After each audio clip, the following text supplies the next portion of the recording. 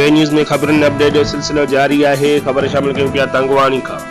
JUI तरफा बलदाती election में अगवाट धांधलीअ जी मनसूबाबंदी करणु ऐं यूसी सालियानीअ में JUI ज़िलाई नायब अमीर मौलाना मोहम्मद सलाह मलिक जे फार्म खे वडेरनि जे इशारनि ते आरओ पारां रद्द करण खिलाफ़ एहतजाजी मुज़ाहिरो।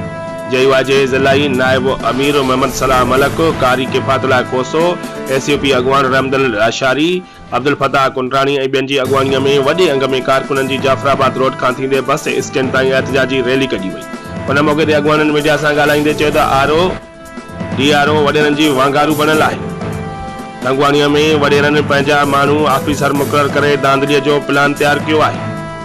उन्हनि इलेक्शन कमीशन ऑफ पाकिस्तान का नोटिस वठण ऐं RO ऐं DRO हटाए करे नवां ऑफिसर मुक़रर करे इलेक्शन साफ़ शफ़ाफ़ कराई वञी, ॿी सूरत में एहतजाजी मुज़ाहिरनि जो तहरीक हलायो वेंदो। रिपोर्ट कर रहा है मुख्तार अली बलोच, बे न्यूज़ तंगवाणी।